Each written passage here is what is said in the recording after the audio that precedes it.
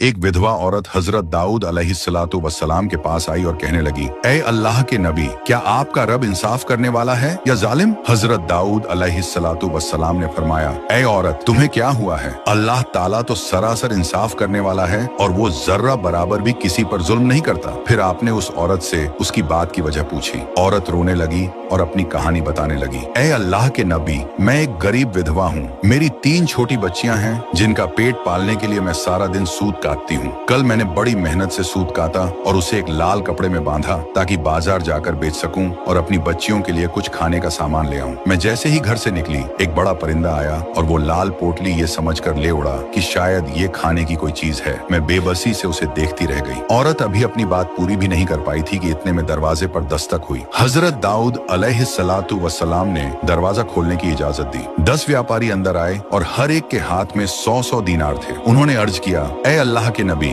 ये रकम आप गरीबों में तकसीम कर दीजिए। हजरत दाऊद अलैहिस्सलातु वस्सलाम ने पूछा, आप लोग ये माल मेरे पास क्यों लाए हैं? व्यापारियों ने बताया, ऐ अल्लाह के नबी, हम सब एक कश्ती में सफर कर रहे थे। अचानक एक जोरदार तूफान आया और हमारी कश्ती में सुराख हो गया। कश्ती डूबने लगी और हमें लगा कि अब हम सब मर जाएंगे। हमने अल्लाह से दुआ मांगी कि अगर वो हमें इस तूफान से बचा ले तो हम में से हर शख्स 100-100 दीनार सदका करेगा। एक व्यापारी ने मजीद कहा, जब पानी तेजी से कश्ती में भर रहा था और हमारे पास सुराख बंद करने के लिए कुछ नहीं था तो अल्लाह ने हमारी मदद की। अचानक एक बड़ा परिंदा हमारे ऊपर से गुजरा और उसने अपने पंजे में पकड़ी हुई एक लाल पोटली हमारी कश्ती में फेंक दी। हमने जल्दी से वो पोटली उठाई, उसमें सूत था। हमने फौरन उस सूत से सुराख बंद किया और पानी निकालने लगे। थोड़ी देर बाद तूफान रुक गया और यूं अल्लाह ने हमारी जान बचा ली। अब ये सदके की रकम है जो हम आपके पास लाए हैं ताकि आप इसे उसके हकदार तक पहुंचा दें। ये सुनकर हजरत दाऊद अलैहिस्सलातु वस्सलाम ने उस विधवा औरत की तरफ देखा और फरमाया, ऐ औरत, तेरा रब खुशकी और समुंदर में तेरे लिए कारोबार कर रहा था और तू उसे जालिम कह रही थी। फिर आपने वो सारे दीनार उस खातून को दिए